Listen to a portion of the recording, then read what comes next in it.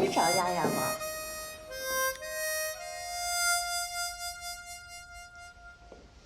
哎，老公在家呢，灯也不开。我想让爸爸陪我玩。听话啊，爸爸真累了，去吧，去上楼玩去啊。陪我。听话。你干嘛呀？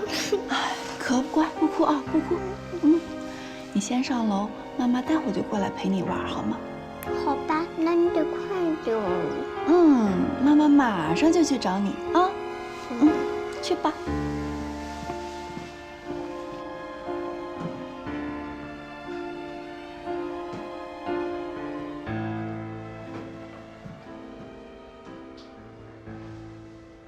怎么了？你有什么事儿也别冲孩子发脾气啊。我输了。啊？输了？你没头没脑的一句话，什么意思啊？我输了，输给你的老情人了。我说的够明白了吗？放！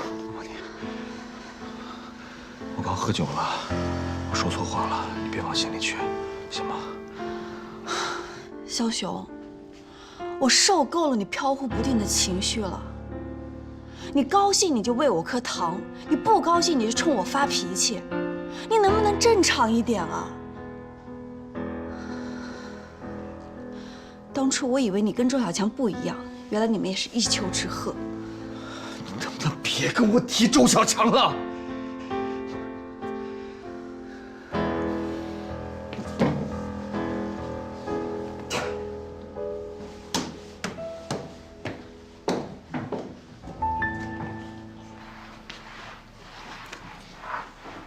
你这回来又是做饭又是拖地的，少见啊，那么勤快。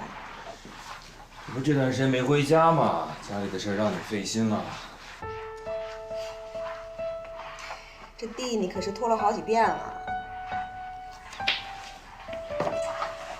来，心疼你自己，我还心疼。坐会儿。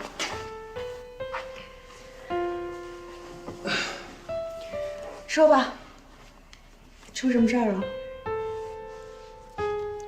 面料战略取得成效，枭雄撑不了多久了。等市场稳定了，我还想公司后面的战略呢。还想后边的战略呢？先想想怎么对付眼前。你又不是不了解枭雄，以他的个性，他会那么轻易认输吗？我没让他给我下跪，我只是告诉他做人做事的规矩，做事得有规矩。要不是他出手给我逼得那么紧，我会去针对他。我还跟你说，我主动找过他好几回了。这个人啊，他是撞死在南墙，他头都不回的。哎，你要不信的话，你去试试。我？就你。你都不行，我怎么可能说服得了他啊？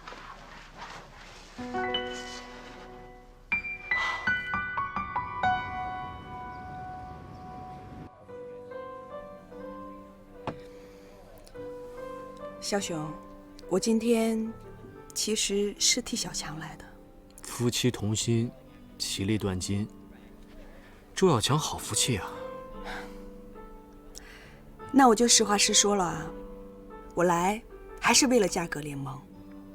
姐啊，周小强自己嫌碰壁太疼，派你来不厚道吧？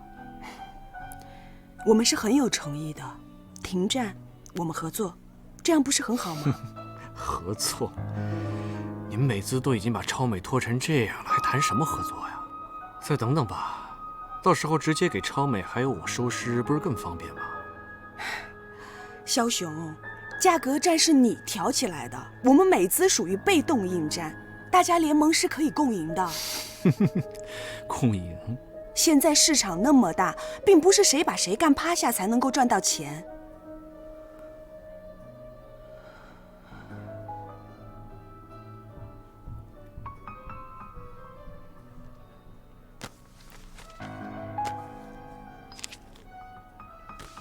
这是我们美资对超美加入价格联盟提出来的条件，我希望你冷静的时候，好好看看。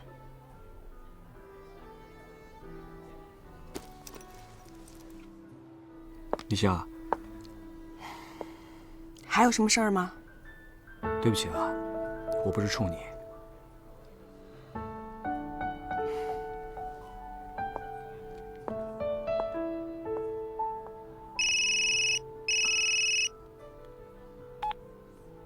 喂，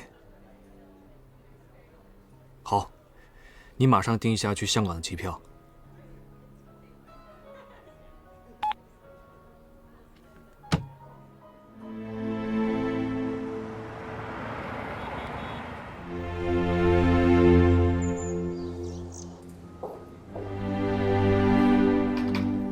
你说说你啊，一个大男人呢，被一个女人摆布于股掌之间，你算怎么回事啊？哎，肖总啊，还是您理解我。可是这公司的实际的控制权还在阿才手里边，我说了不算呢。那你就不能另辟蹊径呐？哟，肖总，您说说，怎么个另辟法？以你现在的经验和技术，完全可以另起炉灶。哎呦，肖总，您就别拿我开玩笑了。这开个新厂子得花多少钱呢？到哪儿弄钱去？钱的事还用你发愁吗？有我们肖老板在呢。这我这无功不受禄啊！再说了，我也不能做对不起阿彩的事情，是吧？哎呀，程明，看见没有？被一个女人压成了这样，太可怜了。你放心吧，不会为难你的。开新厂呢，也是为了拿到原料，不会违背光彩和美姿的协议。你又能拿到实权，到那个时候，那厂子扩大了，阿彩夸你还来不及呢。就是，有了我们肖总这个最大客户，你还怕在阿彩面前硬不起来吗？哎呀，那我就谢谢肖总了。肖总以后有事多带着小弟啊。行了，程明啊，待会儿好好安排安排徐老板，我先走了。好，肖总慢走啊。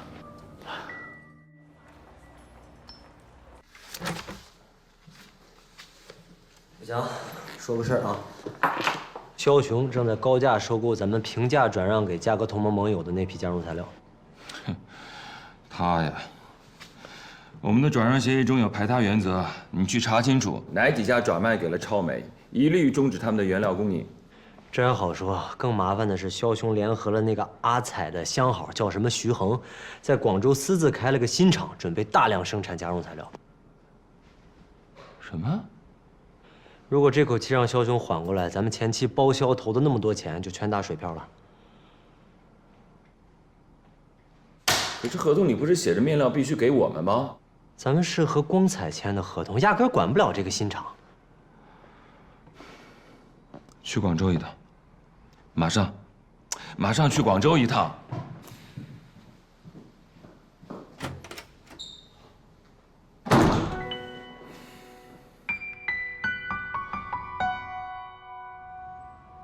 我按照您的吩咐啊，把开新厂的消息放给了美资，果然如您所料，周小强马上去了广州，还把新厂的产能都给包了下来，而且是高价，足足比我们给他的进货价高了5个点。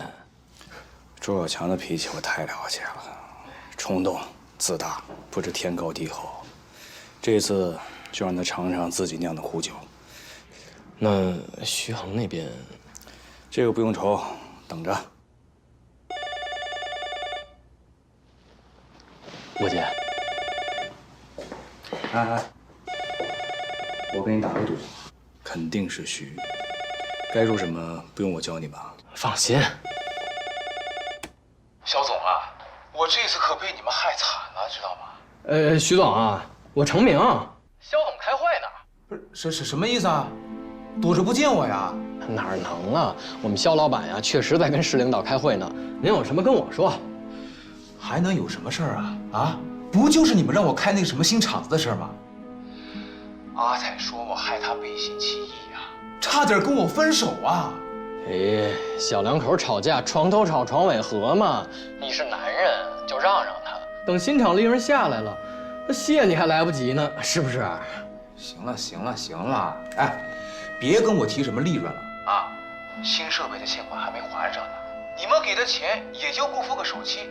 哎，下笔款子什么时候到啊？啊？哎，小老弟，不是我说你啊，说好了新厂的面料包给我们，你怎么就包给周小强了？我还没找你要违约金呢，你反过来找我们要钱。哎，喂，我找肖总说话，喂。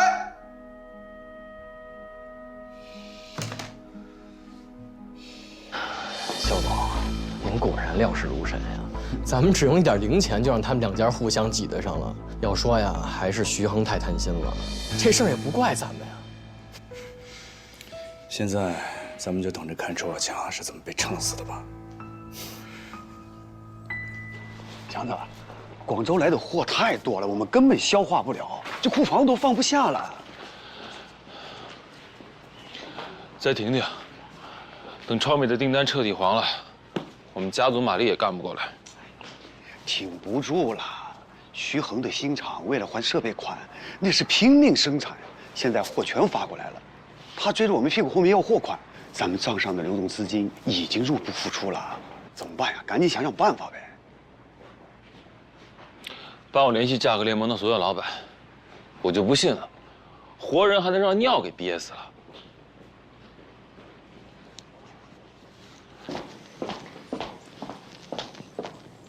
来，阿彩，嫂子，给你冲了杯咖啡，你坐。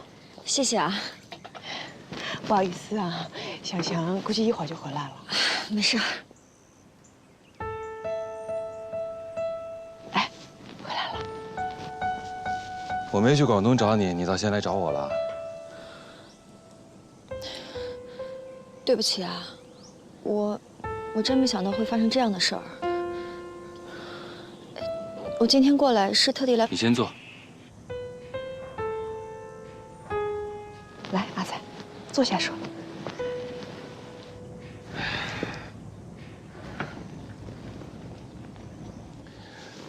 这事儿其实怨不得你，你是为了帮我才搅进这个乱局的，对吧？那咱们接下来该怎么办？你们说吧，只要能弥补我们的过失，你们说什么我都答应。真的什么都答应？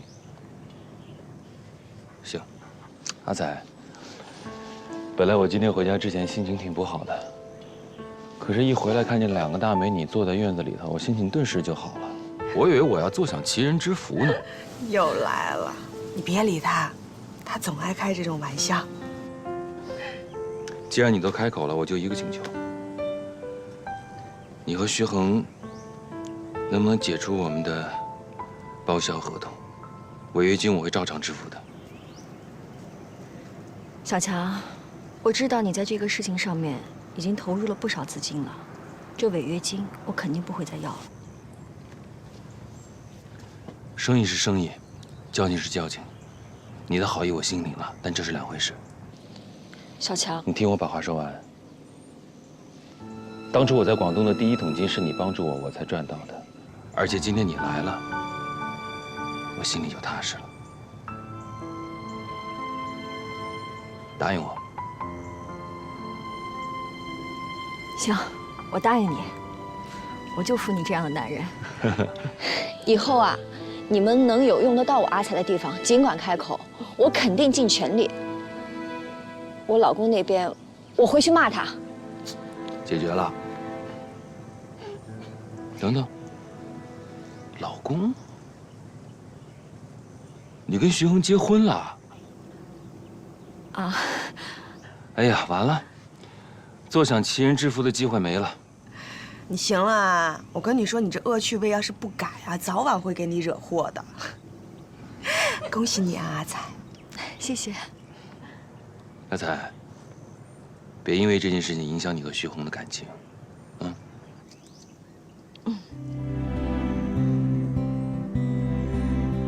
筹建吴庆市开发区这个想法很好，看来你这个体改办主任刚刚扶正，就开始进入角色了。哎呦，书记您过奖了啊！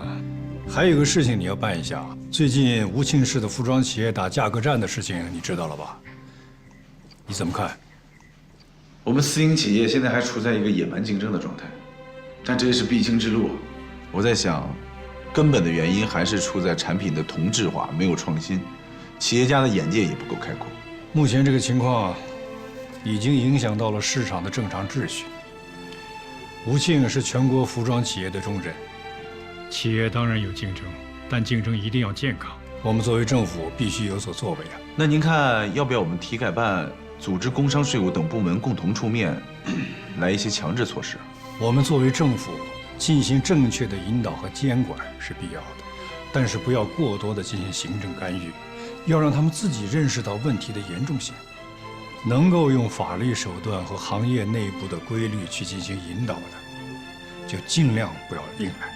书记，您对待这些私营企业，真像对待孩子一样。真正的放开私营企业到今年也不过10几年的时间，这些企业啊，还真是个孩子。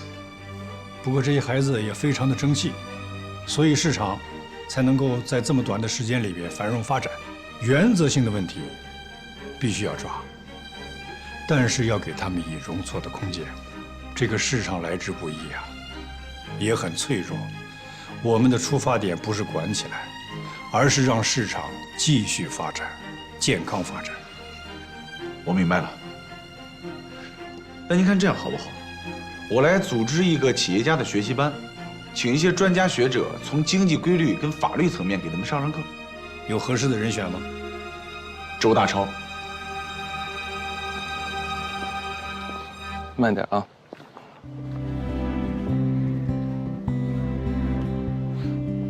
自从你和枭雄打价格战以来，我们好久都没有这样散步了。今天难得你有这样的兴致，哎，让我猜猜啊，是不是价格联盟那边的老板有好消息了？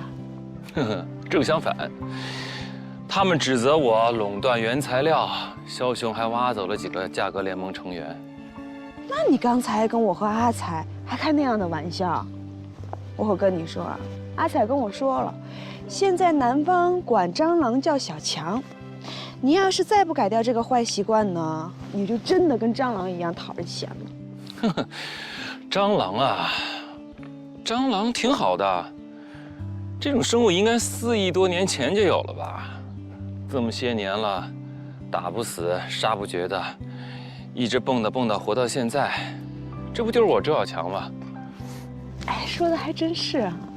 之前那么多大风大浪，你都过来了，你就是一只商场上打不死的小强。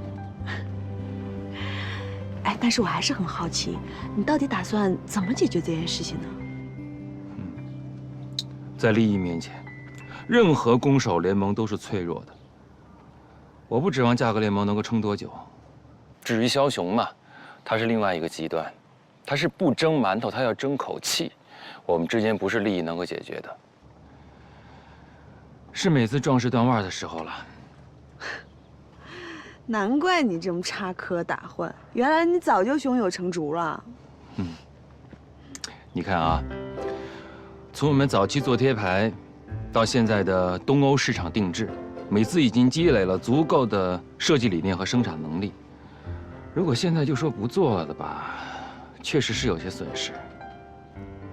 但是从长远的战略角度上来讲，这是梅子转型的第一步，是枭雄帮我们提前下了这个决心。我跟他不一样，我是只想蒸馒头，我不想斗气，我胃口大着呢。可是至于这个馒头到底蒸得有多好，那就要看大设计师刘立夏同志了。你是想打原创设计牌？要不说你是我老婆吗？半句话你就懂我在说什么。什么半句啊？你的理想你跟我说了1万遍都不止了。我要是这点我再不明白，除非你找了个傻老婆。哎，我跟你说啊，我就希望有一天，美姿的广告，在法国巴黎那个什么香榭丽舍大街，美国纽约的时代广场上出现。欧洲的主流媒体杂志上，热议的都是大设计师我的老婆刘立夏同志。哎呀，我的老公，你想的特别好，但是会不会有点远？太阳离我们远不远？那太阳不是照样能照到我们身上，能够照进房间吗？什么事只有想不到，没有做不到，不去试试怎么知道啊？哎，你还是当年那个身上只揣着2斤粮票就闯我们家的穷小子。你的这点革命斗志真的一点都没退。要没这点革命斗志，我能折腾到今天？你知道的，小富则安不是我周小强的个性。同意。但是小强，其实我也想实现我的设计理想，但是路得一步一步走，我怕步子迈得太大了，会闪着腰。你提醒的特别对。我告诉你啊，现在国内的高端女装市场有很大的发展空间，我肯定先把这块给做透了，然后沿用最好的设计理念，选用最好的剪裁和面料攻下这块市场，然后再是香港，再是东南亚，最后才是欧美。这么大一件事情，你不会只想靠我一个人来推动吧？你放心，我已经找了10几个年轻的设计师给你打下手，还要大超去国外的团队去做了新的公关方案。姐，我这可是砸了血本，高举高打，现在是万事俱备，只欠你这道东风了。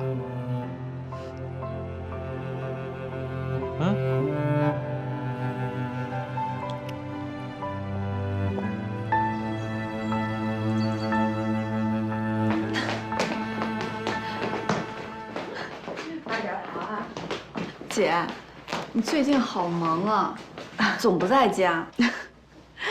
这小强大旗一挥，就在首席设计师之上，又给我安了个副总。公司的事儿太多了，家里我就顾不上了。工作上的事情呢，我就不懂了。但是姐，你是一个女人，你要好好的保养一下你自己。你看看你，憔悴成什么样子了？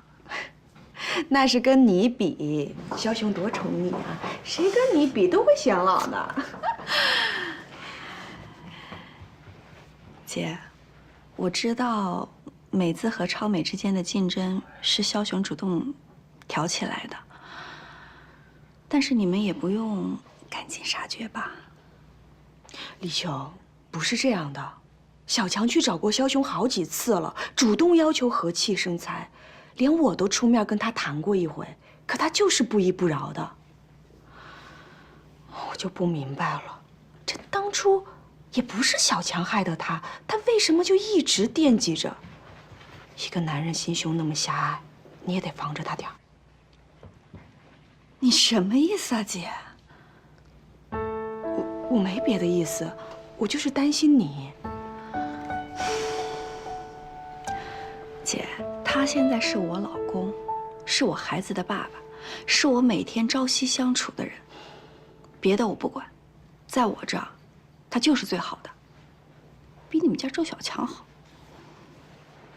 好，他最好。我的苹果大，我的苹果更好，我的好，我的才是最好的。好啦，你们俩吃进嘴里的才是最好的，吃吧。市场中最低级的竞争形式就是恶性竞争，往往出现在进入门槛低、生产企业众多、行业集中度不强，同时需求又巨大的行业。你好歹请一个北京、上海的大教授，把自己情敌请过来了，这心也真够大的。心怡迟早是要嫁人的，与其嫁给一个陌生人，不如嫁给一个了解他。大超人很不错的，这些年把心怡照顾得很好。我放心。这种行为不仅会让自己的利润率大幅滑坡，倒是你啊，周大超在这方面非常权威，有时候部里面都要请他去上课，我可是花了好大的面子请他过来。嚯，说的这么厉害啊，那我得替你验验啊。这位同学，你有什么问题吗？周老师，您刚才说的是 excessive competition 是吧？我的观点呢，恰恰跟您相反。我倒是觉得这是最有效率的竞争形式，不知道周教授有没有做过生意啊？工厂里每1分钟的生产损耗，都是要算在成本里的，没有时间让你慢慢考虑什么是善意的、良性的竞争。也许延误1秒钟，死的就是自己。我倒是觉得，这个竞争啊，没有善恶之分，只有高下之分。活下来的，才是王者。你的观点很有意思，但你有没有想过，采取这种竞争方式会给市场带来什么样的后果？当一个消费者已经习惯了之前的低价，他们就很难再去接受一个正常的定价。从培育市场的角度来说，这是劣币驱逐良币，长远来看，对企业而言是自杀。是吗？那我现在不是过得好好的吗？啊？说到扰乱市场秩序，哎，你倒是可以请教一下你的哥哥呀，啊？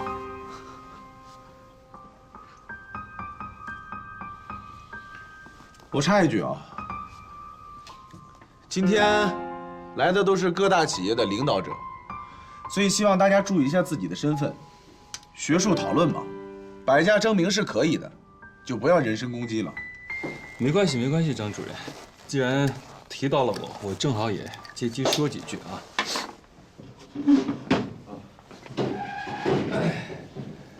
首先向今天在座的各位到场的同行们道个歉。美资之前对原料的包销啊，确实造成了垄断，这个对整个行业的发展是非常非常不利的。所以我现在已经停止了跟供货商的合约，用实际的行动还咱们整个行业一个正常的秩序。另外，我也想问肖总一句啊，你打算什么时候把东欧市场的服装价格给调回去？我所知道的啊，你在俄罗斯、罗马尼亚、保加利亚、匈牙利，还有一些其他东欧的国家，这个服装的批发价已经跌破成本价了。那么我就想问一下，您这么做，让我们其他的人怎么做生意啊？就是啊，肖老板，你好歹有个说法吧。你能连周老板就太厉害。你看看人家周老板这姿态。超美怎么定价格，不用你来教我，我资金充足啊，我乐意。不好意思啊，我还有个会要开，先走一步。这人可是。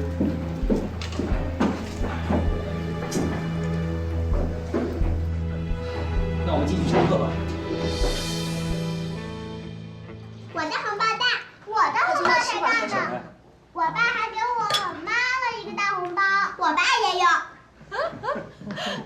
行了，吃饭还堵不上你们俩的嘴啊！有了红包该干嘛？给姥姥买好吃的，听见没有？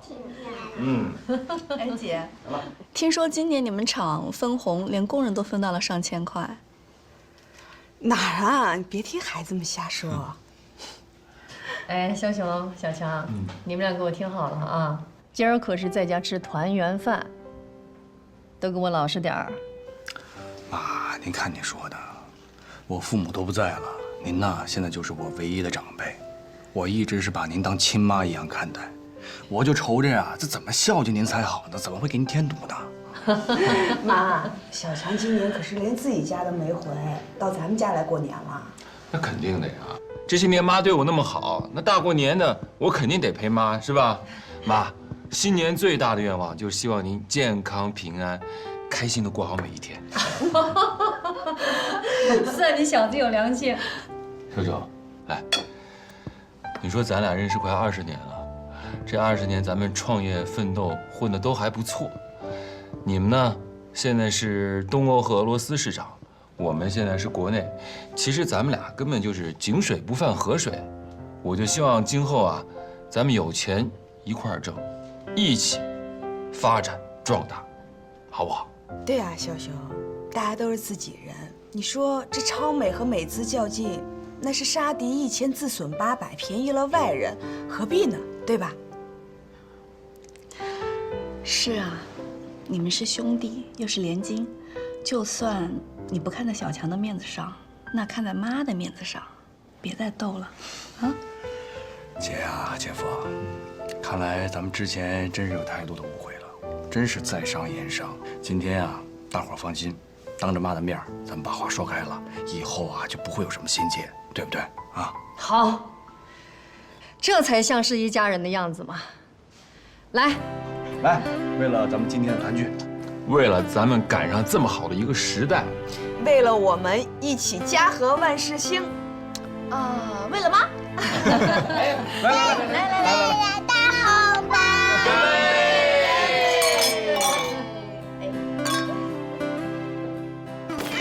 眼看着新世纪即将来临，回顾过去的20年，周小强的生活跟这个时代一样，发生了翻天覆地的变化。他看着女儿的笑脸，心中坚信，通过自己的努力奋斗，未来的生活一定会更好。还记得我们刚回城时候过的那个年吗？哎，你看他们这样，多好啊，无忧无虑的。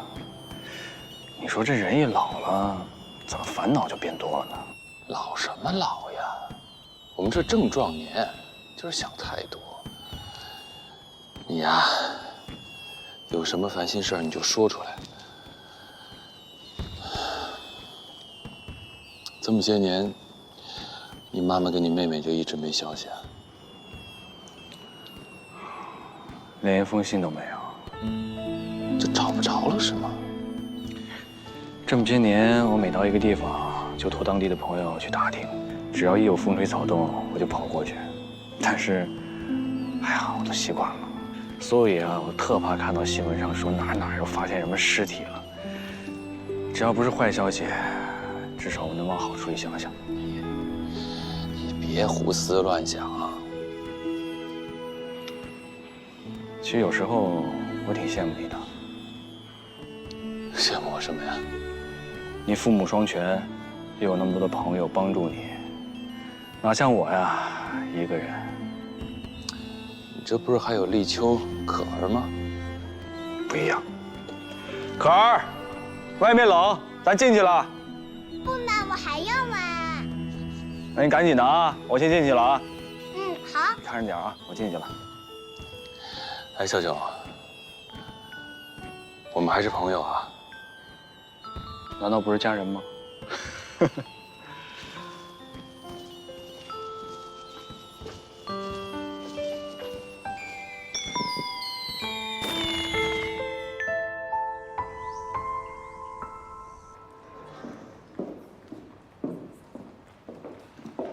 王总好。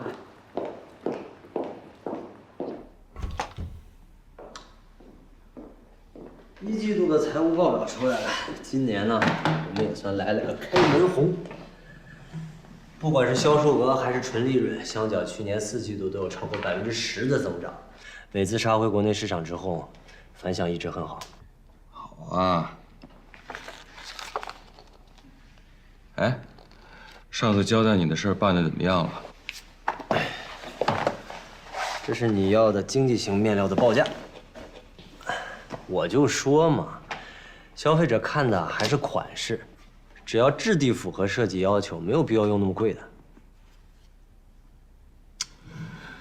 对嘛，用这种面料替代立夏建议的那种，利润一下就上来了。哎，但是这个质量你可得保证啊。我已经联系了上海纺织厂的专家，想替代方案。好。这事儿暂时别让立夏知道。你知道他搞设计的，转不过弯儿。什么事情别让我知道？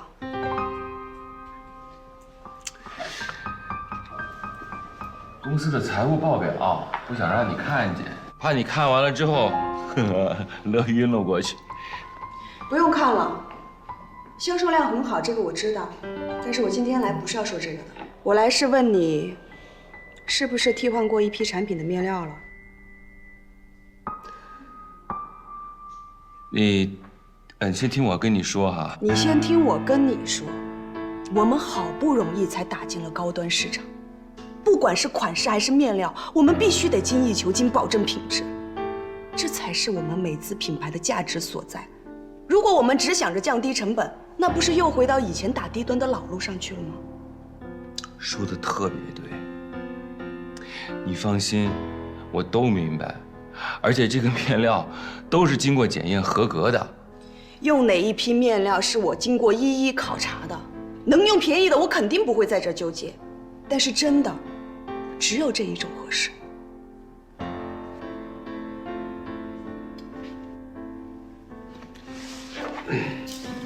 别走，手里拿的什么？给我看看。这个不好看，没意思。知道不好看还要。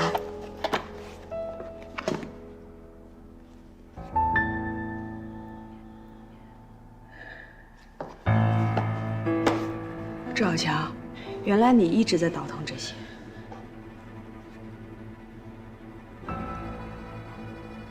没有提前告诉你，是怕你分心。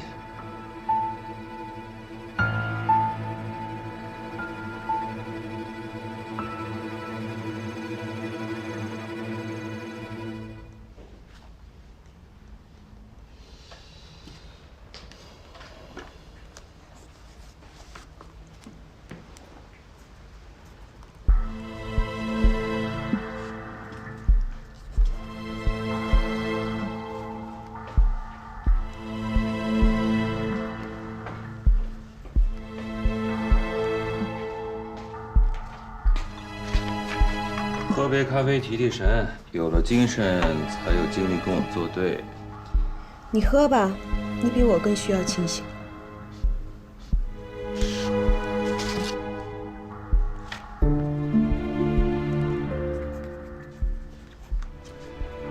对我选的面料就那么没信心啊？你不是说要向香奈儿、阿玛尼看齐吗？那就得提升标准。可这些经济型面料都是符合行业标准的，以前也都是用在服装行业领域。你要是想阻止它使用，你要找出足够的证据来反对我才行哦。我这不是正在求证吗？再说，你总是这么一意孤行、自作主张，迟早会出问题的。美姿不是你一个人的，你至少也得征求大家意见吧？是大家的意见还是你一个人的意见？没问题啊，我接受你的意见。可我是最大的股东，我也是董事长，我权力最大，没错，我的责任也最大。最重要的，我是商人，商机是转瞬即逝的，什么事情都左讨论右讨论，前怕狼后怕虎，那美姿还怎么往前走啊？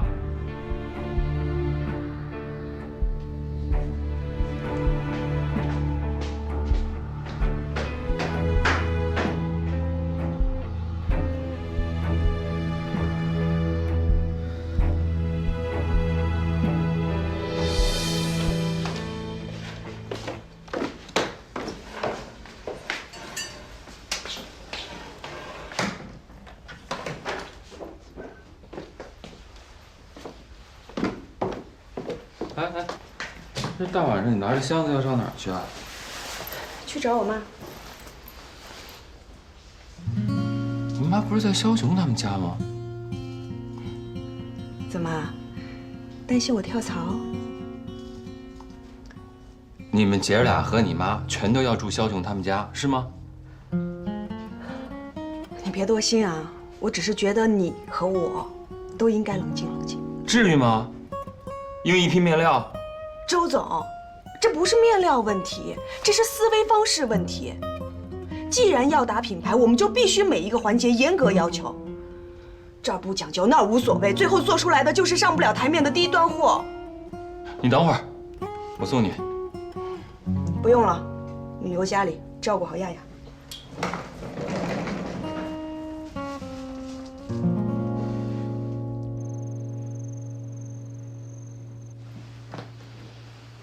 这个周小强，好不容易喘过口气儿来，就不知道自己姓什么了。半夜三更的把自己老婆赶出来，这还得了啊？你等着，我现在就找他说理。哎妈，哎呦，不是那么回事儿，是我自己要过来住的。自己要回来的？嗯，为什么呀？想我了？嗯。你呀，放着好好的日子不过。你这又是唱的哪一出啊？啊！我就是受不了他太自以为是，我想让他冷静冷静。我是真闹不明白。你们两个也都老大不小的了，年轻的时候也没见你们这样啊。现在倒好，这孩子都上小学了，但为了一点鸡毛蒜皮的小事儿，给闹得个鸡犬不宁的。你们这到底图的是什么呀？啊？哎，有点意思啊！你看美子老板娘都搬到咱们家来了，我看用不了多久，周小强也得搬来呀。少说两句吧。我告诉你啊，你要是惹我发火啊，我就搬到我姐家去。你敢？我告诉你刘立秋，你去哪儿都行，就必须去周小强家，听见没有？那你得对我好，不惹我生气才行啊。你发誓，你去不去？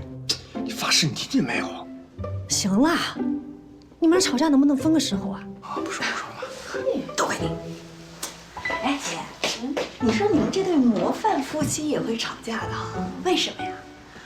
不会是周小强在外面有情况了吧？哎呀，周小强现在忙得整天脚不沾地的，有这个心也没这个空啊。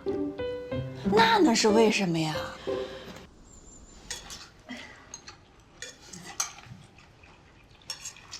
好吧，多吃点青菜，对皮肤好啊。谢谢。妈，一会儿吃完饭我就收拾收拾行李回家了啊。太见外了，姐。再多住几天，要不干脆啊上超美来上班，我送你干果。少雄，不是，咱超美本来就给大姐留着位置呢。吃饭。立夏，我告诉你啊，就算你要走，也别急着回去。这娘家不能随便回的，回来了那就得周小强8抬大轿给请回去，不然达不到教育目的。哎呦妈，我心里有数。我去开门。慢点跑啊！大姨夫来了。姐夫来了啊！吃饭了吗？没吃饭一起吃吧。啊，不用，在厂里吃。啊。妈，这说曹操就到啊。哎，老公，我吃好了，我们出去逛逛吧。别，我还没吃饱呢。哎呀，走了。啊，好。那都吃好了，那行，我来收拾一下。哎妈，啊，还收拾什么呀？哦，对，我还约了那个隔壁老王一起遛弯呢。哎，妈，你出门吃件衣服啊？怎么样啊？他们家饭菜你吃不吃得习惯？挺好的呀，4菜1汤。那我怎么觉得你瘦了呢？瘦了以后不是变得更精神了吗？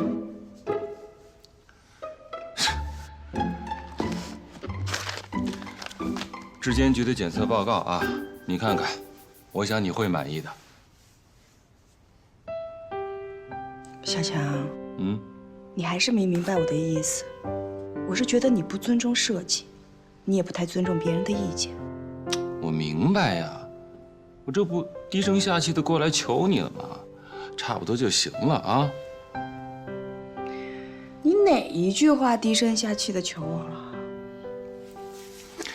姐，我都低声下气的过来求你了，这就代表我的态度了，别不依不饶的了，啊？那我还能啰嗦一句吗？说。美姿是靠我们每一个员工一点一点用血汗打拼出来的。想要树一个牌子很难，但是想要毁掉一个牌子，可就太容易了。我知道，所以我听从你的建议啊。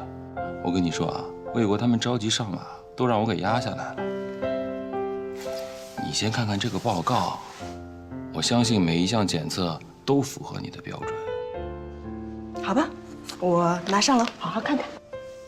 哎，姐，你不跟我回去了？不收拾东西怎么跟你回去啊？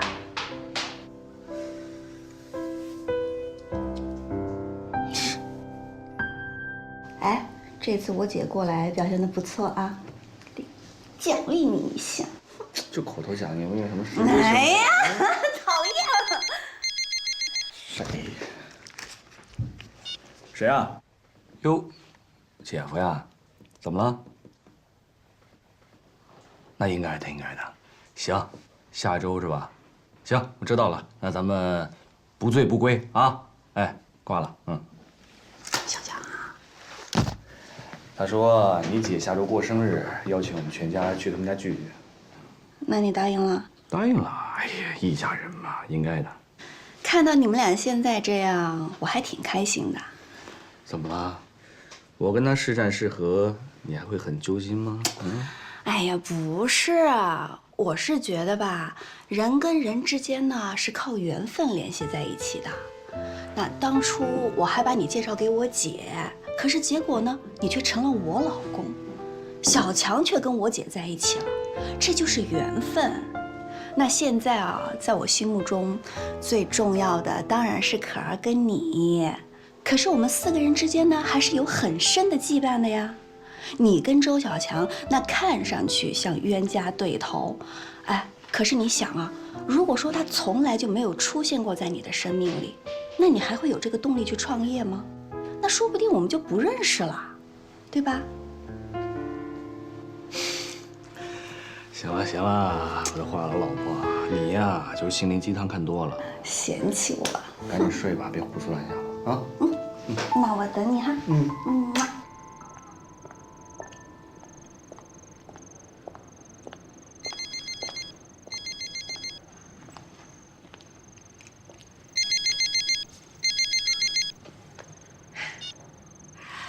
喂，喂，李夏，晚上我就不回去吃饭了啊，别等我了啊。啊，好，你忙吧。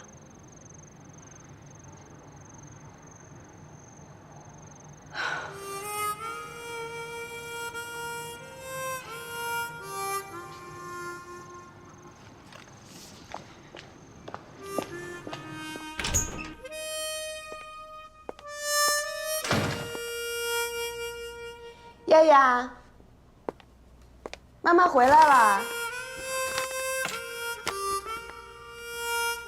丫丫，你是不是又在跟妈妈玩捉迷藏呢？丫丫，出来吧，妈妈可找不着你。丫丫，祝你生日快乐，祝你生日快乐，祝你生日快乐，祝你生日快乐。妈妈，生日快乐！谢谢乖女儿。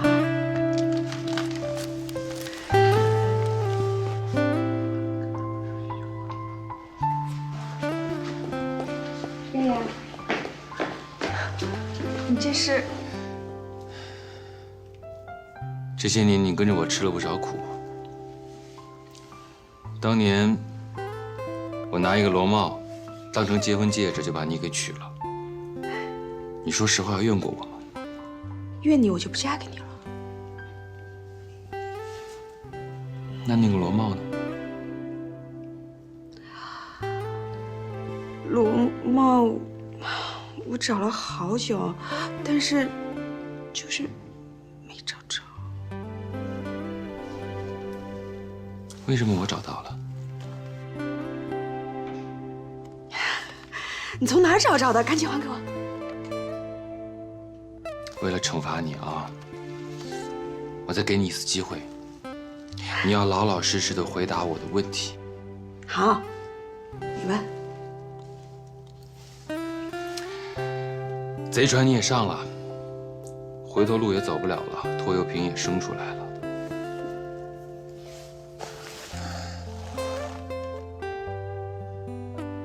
你后悔嫁给我吗？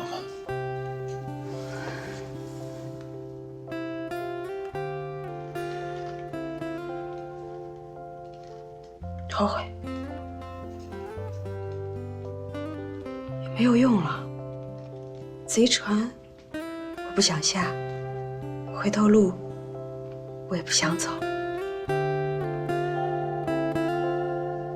所以你还愣着干嘛？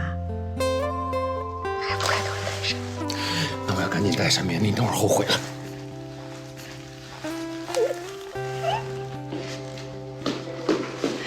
爸爸，你怎么这么不地道呢？说谁是拖油瓶？丫丫，你跟谁学的？这么能说会道，真是周小强的女儿啊！是，自从有了闺女，爸爸都不会说话了，是不是？好啦，你们两个别聊了。妈，快点许愿，吹蜡烛，吹完蜡烛吃大蛋糕了。好啊，你跟妈妈一起。来。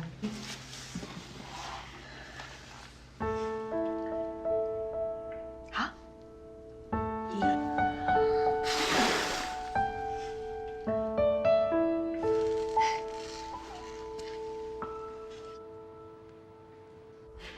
这香港的经销商啊，今天给我打来电话了，说今天有很多顾客都投诉我们的产品，今天很多门面店都已经关门了。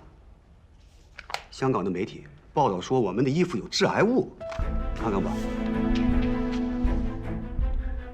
对呀，香港那边市场铺的货的面料我很清楚，我还因为这事跟小强发生过争执，面料都检测过，不可能有致癌物。我估计是有人给媒体放了错误的消息，故意抹黑咱们美资。哎呀，反正是香港那边啊，已经闹翻天了。不行，咱们得赶紧告诉小强。哎，等一下。小强今天临走的时候跟我说，他要回家陪立夏过生日，没什么要紧的事儿，你别打扰他。哎呦，我的王总，这事儿还不重要吗？再等下去，美资都黄了。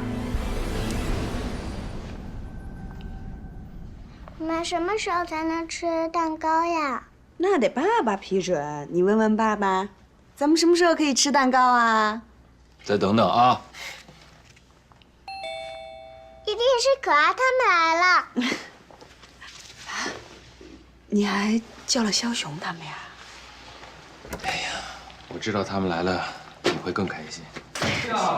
实在是不好意思啊，我跟立秋啊去取礼物，路上临时耽误了一会儿。叫人了没有，杆儿？大姨好，大姨夫好。可儿真乖，你也太客气了。又长1岁了啊，女儿。来，妈坐。哎，来。哎呀，就是为了这个礼物。枭雄，你太客气了，都是一家人，还特意送什么礼物啊？那怎么行啊？咱大姨姐过生日可不敢怠慢。看看啊，这是我专门托人请北京的书法大家写的，哎，老值钱啊！不破不立，无冬无夏，这什么意思呀？不破不立呢，就是指不破除旧的，就没法建立新的；无冬无夏呢，就指四季的更替从不间断。看来啊，我是真没送错人，你懂，有文化。咱妹夫文化修养，咱都快赶不上了。那是，你还不赶紧谢谢人家？谢谢肖老板，生日快乐啊！你们大人可真能聊，我们什么时候才能吃上大蛋糕呀？可爱妹妹都饿坏了。这个小家伙都学会拿可儿来招摇撞骗了。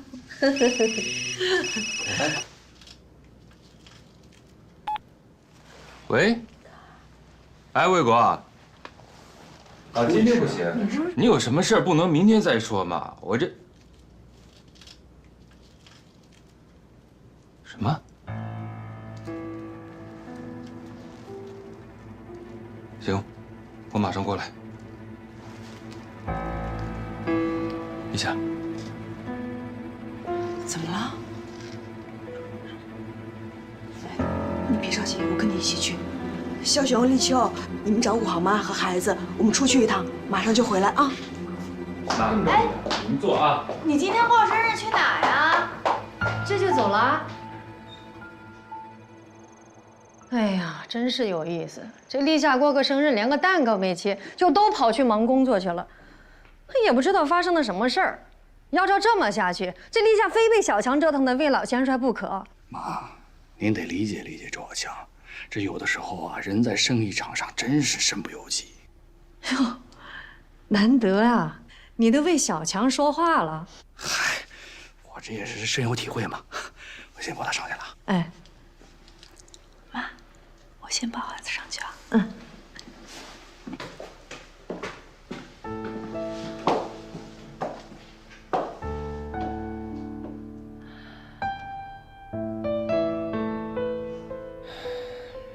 现在看来，你当初坚持使用昂贵面料的提议，还真是正确的。这事儿吧，其实也不能怪你。按理说，我们的产品面料一定是符合国家标准的，但是，我现在就怕香港这边的检验结果可能和我们大陆的检验结果会有一些不一样。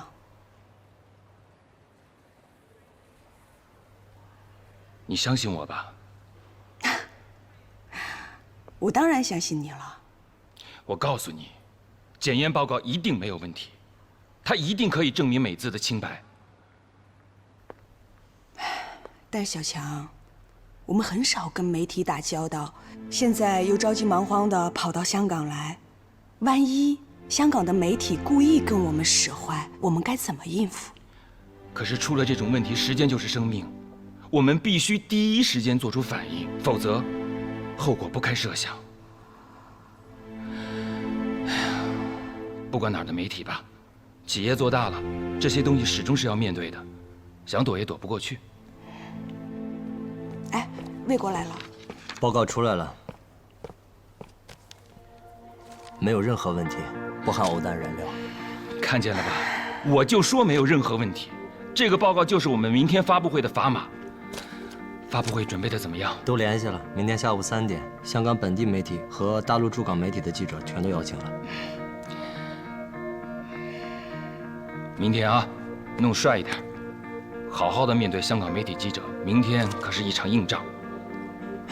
那我先回去了，你俩呢？我俩再待会儿。哦，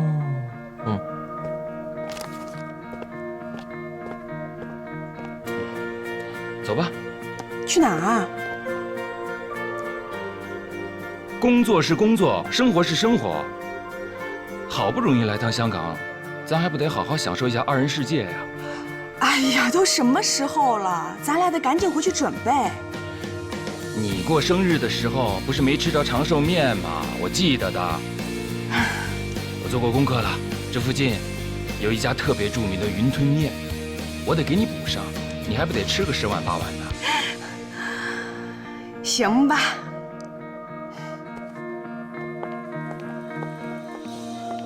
大家好，今天邀请各位媒体朋友来呢，是要对各位媒体朋友做一个阐明。香港市场上的美姿产品，面料中不含有偶氮染料，不会释放出致癌物质芳香胺。大家每个人手里拿了一份报告，这份报告是我们邀请第三方研究机构针对美姿在香港投放的服装进行的检测，检测是随机抽样进行的。根据这份报告，我们可以看到，之前部分媒体对于美姿服装释放芳香胺的指责，完全是毫无依据的。这种毫无依据的指责对美姿这个服装品牌造成了极其恶劣的影响。所以今天，我希望各位媒体朋友们能给予一个澄清。这个澄清不仅仅是还我们美姿一个清白，更重要的是，希望大家能够尊重事实。下面是提问时间。周先生，最近有不少的顾客都在美姿香港专柜进行投诉，有人说呢，买了你们的衣服回去穿了，竟然生病了。那你对此如何解释呢？那我就跟你解释一下啊，这是一个典型的逻辑谬误。简单的说，就是以先后论因果。你不能说你先买了美姿的衣服，然后回家生了病，就证明这个病是由美姿的衣服造成的。那么，如果这件衣服的毒性有那么大，很简单，警匪片里的警察就不用拿着手枪了，直接扔几件美姿的衣服，是不是毒枭就可以被拿下了？周先生，实不相瞒，本报社是最早报道美姿面料问题的媒体之一。我想指出的是，我们的报道其实并不是毫无根据的，所以想跟您做个探讨。好啊，我很愿意跟你探讨。接到线报以后，我们也对香港市场的美姿产品进行过检测。今天看到您给我们的这份报告，这份报告的内容与我们之前检测的结果差不多。那既然这样，你为什么还要爆出来呢？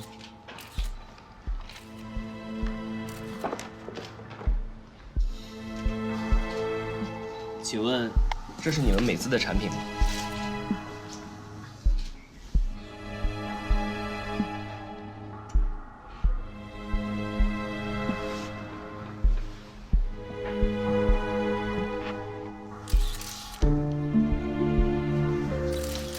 是的，这条裙子是我们与线报同时收到的。经过检测，这条裙子的面料中含有偶氮染料。既然您刚才已经承认了这是美姿的产品，那只能说明我们之前的报道并没有问题。是啊，我们的报道没问题。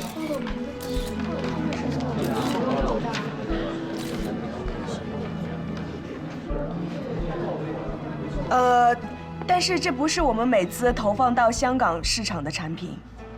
那这么说，美姿投放香港市场和投放大陆市场的产品采用的是不同面料了。其实你这么说倒也没错。我们投放在大陆的市场的产品和香港市场的产品，根据具体情况不同，会有些许的不同。你可以理解为香港市场的产品面料更好、更安全，可以放心购买。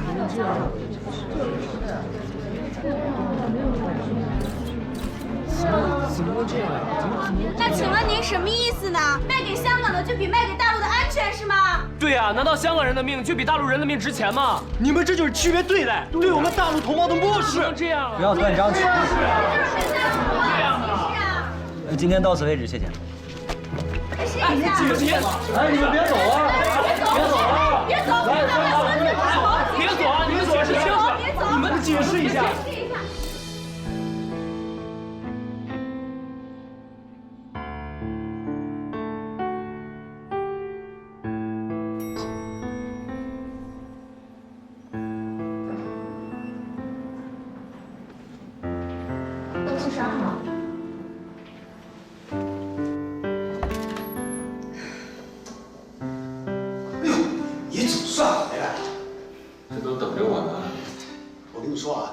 这上海、广东还有北京的那几个大经销商啊，都来电话了，要求我们索赔退货。传的可真够快的。这叫好事不出门，坏事传千里啊！何况那么多报纸都登了，我还听说还有几家电视台把发布会上魏国说的那段话刻意剪出来再播呢。这些经销商也真是够可以的，跟我们做生意赚钱的时候全念我们的好，现在出事儿了，一个比一个缩得还快。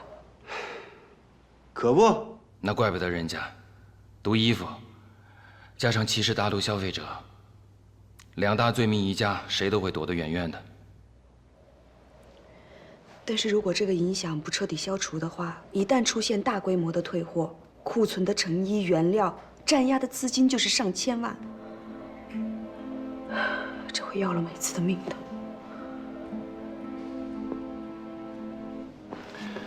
心怡，你看这件事情啊，媒体上是有故意歪曲的，能不能通过起诉媒体来解决这个问题？这恐怕不太现实。现在的情况我也有所了解，媒体的报道是有些偏差，但仍是基于事实基础的。跟他们打官司，我没有十足的把握。问题是，你告谁？那么多媒体要一家家告过去吗？更麻烦的是，官司只会让美姿的罪名坐实。经过媒体的发酵，影响只会更大，而且诉讼周期会很长。哪怕最后的结果对美姿有利，只怕那会儿美姿的品牌已经垮掉了。周总，您赶紧到门口看看吧，出大事了。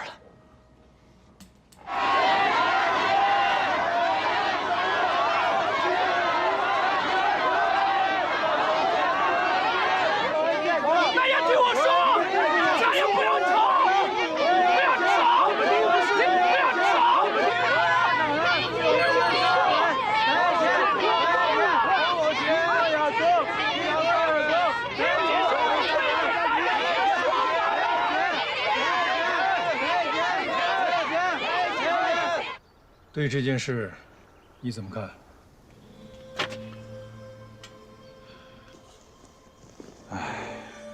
这确实是暴露了我们企业管理上的一些问题，也算是给我们敲个警钟吧。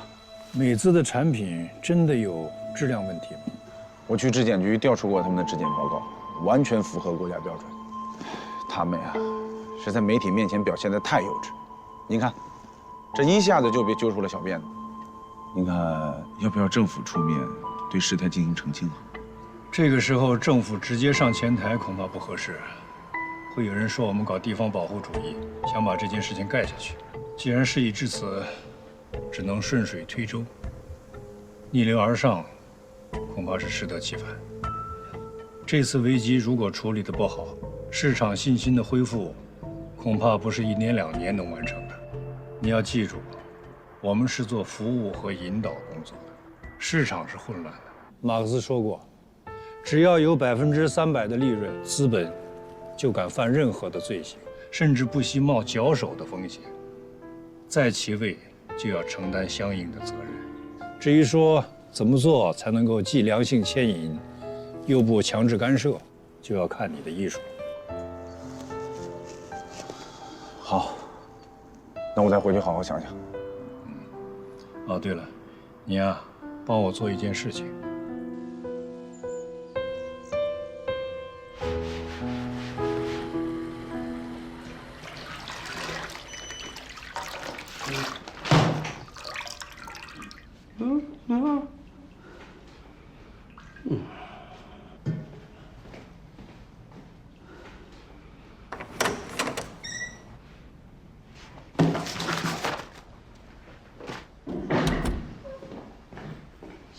妈，爸，我来接雅雅回家，她还乖吧？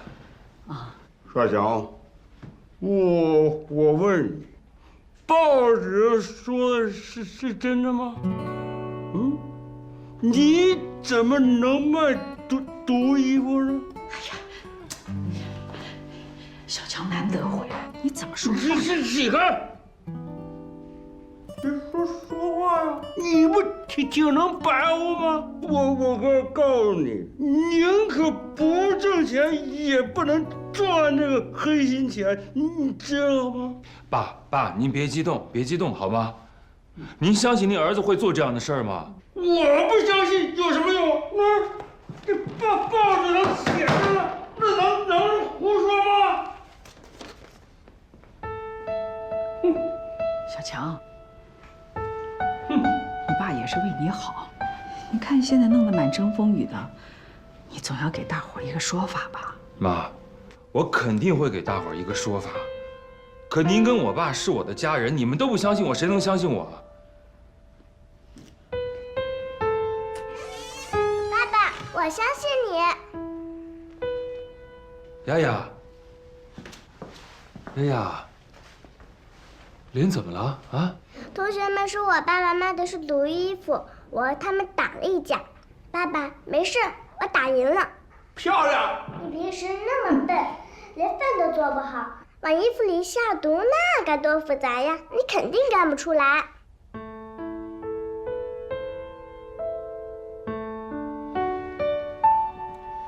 爸，连雅雅都能相信我，您还不相信我啊？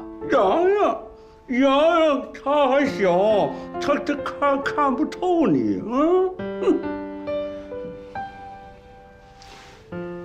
雅雅最乖了。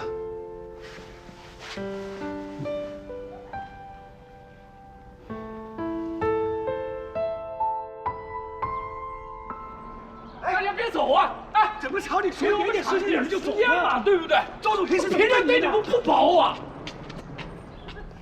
周总，我们都知道你是个好人，这次我们走，你还把工资给我们发齐了，我们都会感谢您这份恩情的。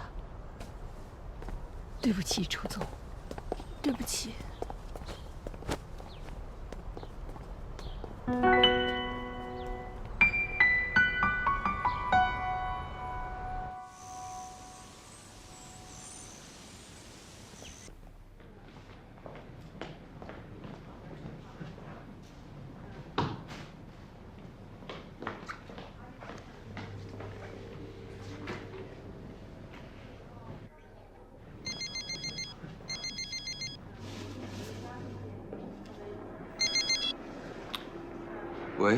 喂，小强，哎，是我张希。陆书记想见你一下。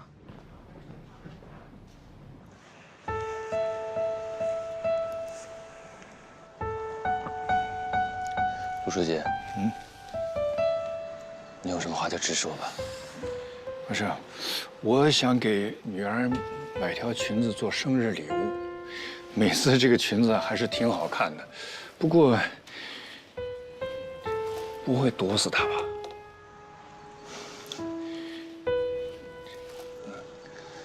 我说不会，您信吗？连您也不相信我。我信你不信你不重要啊，问题是现在很多的老百姓不信你，怎么办呢？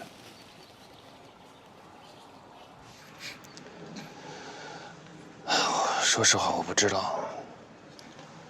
道该怎么办。以前我缺钱、缺原材料，哪怕缺政策，我都有主意。可是现在我没主意了，所有人都不相信我了，我真的不知道该怎么办。这话不是我认识的那个周小强说的。对，以前的周小强是周大胆，是孙猴子，是不知天高地厚的人。可是现在所有人都指着这孙猴子说：“你啊，你就是个六耳猕猴。”你说孙猴子该怎么办？我该怎么办？我不知道，没人相信我。错。刘立夏没跟你离婚吧？你还在你那个豪华别墅里住着吧？这说明你的家人还是信你的。你厂里的领导班子还在吧？大部分工人也都没走吧？这说明美姿还是信你的。你现在还在我面前坐着，说明我也还是信你的。你看，有这么多人在看着你，等着你，对你寄予希望，怎么能说没有人信你啊？可是大众、老百姓，没人相信我，连陌生人都对我指指点点的。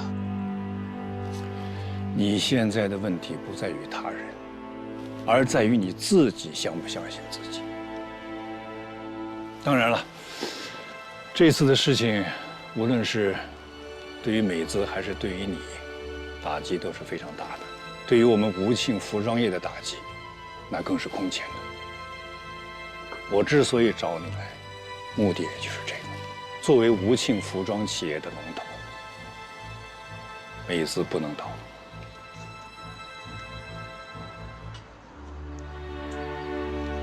可是消费者不相信我了，那就夺回来呀！你当年怎么被打倒、打趴下，然后爬起来的？这回也一样啊！周小强，我告诉你了，当年我被打倒，几十年的老朋友啊，突然就不认识我了。亲手提拔起来的下属，恨不能置我于死地。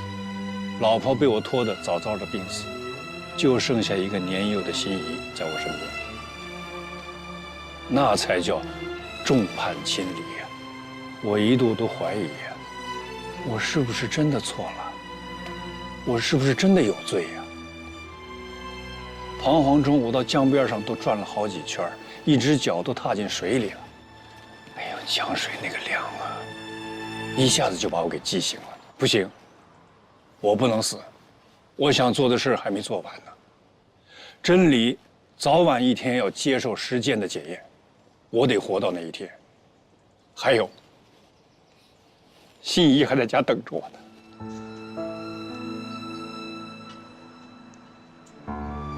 想到这些，什么都过去了。你也一样，好好活着，你必须活下去。美姿也必须活下去。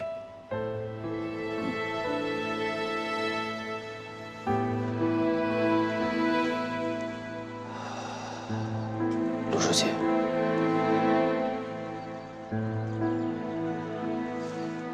我有一个请求。你说。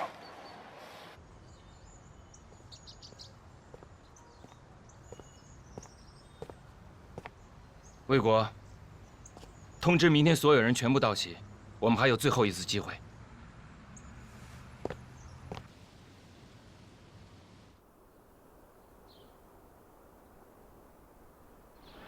请问这些就是美姿被爆出的不合格产品吗？不是的，美姿生产的每一件产品都是按照纺织业对于服装的强制性技术要求而生产的。任何一件不合格的产品，我们都不会拿到市场上去销售。那之前香港媒体爆出的您旗下的服装含有致癌物质，以及香港市场和大陆市场选用的面料不一样，这个您怎么解释呢？这其中是有误会的。我们在香港市场和大陆市场投放的产品是有所不同，但只是产品种类不同，所有的面料都是符合标准的，而且这些面料绝对不含有致癌物。今天把大家请过来，不是想为美资开脱、辩解，而是想通过这个机会，对电视机前的观众们，以及美资所有的消费者，说几句心里话。美资不仅追求经济效益，我们更加看重的是肩上的社会责任。我今天就是想让大家看到美资维护消费者权益的决心，更想让大家放心，之前受到质疑的这批产品，我将就地销毁。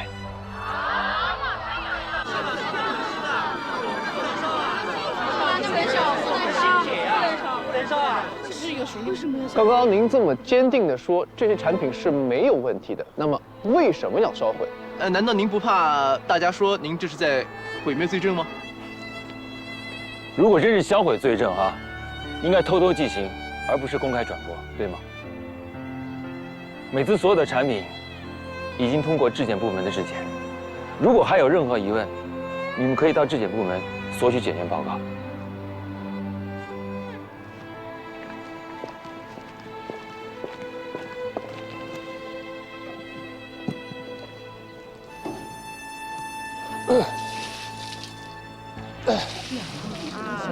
太可惜了，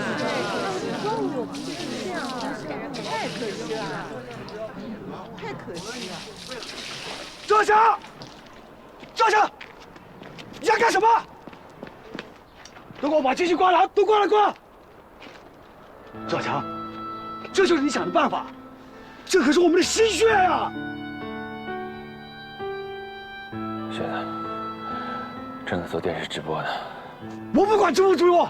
对不住啊，我同时有点激动。当然知道这是我们的心血，我心里头比你更疼。疼你还这么多？同学，别添乱了，过来吧。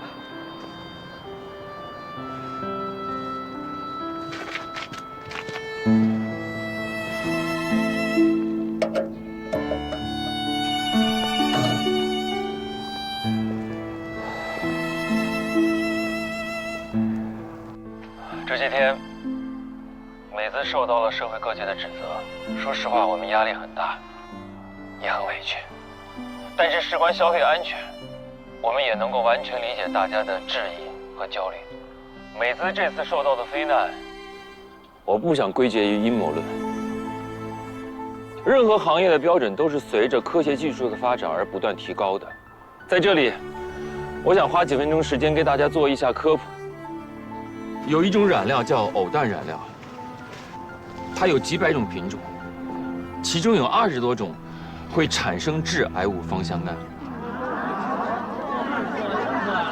怎么可能啊？怎么可能啊？可是，在过去几十年当中，大家并不知道芳香胺的存在，所以这种染料被广泛的在全球的范围之内所使用。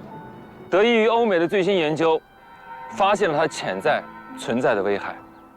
所以已经有一些国家开始停止使用这20多种染料，但是在绝大部分的国家，这种染料还是符合于他们标准的范畴之内的。虽然美资从来没有使用过这种染料，但是通过这次事件，让整个市场重视到了芳香胺，这将有利于推动我们轻纺行业的标准早日与世界先进水平进行接轨。美资是行业的龙头企业。我们不想被动等待，3流企业出产品，2流企业出品牌，1流企业出标准。所以，我们决定全面提升我们的制作标准。今后美资生产的每一件产品，都将以全球最高的标准来进行生产和制作。无论在哪儿，都将采用完全统一的标准。我在这承诺，美资的每一位消费者，都将一视同仁地享受到平等而周到的服务。我相信这把火不会白烧。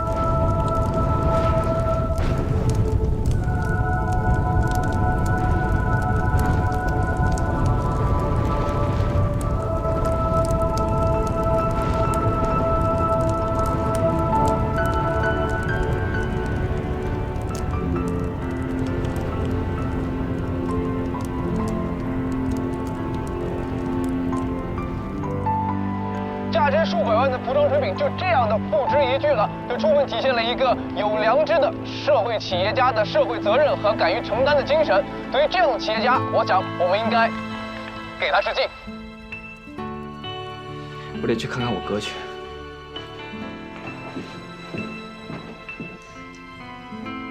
爸，我没想到小强哥会这样做。君子弃侠以拔才，壮士断腕以全志，不简单。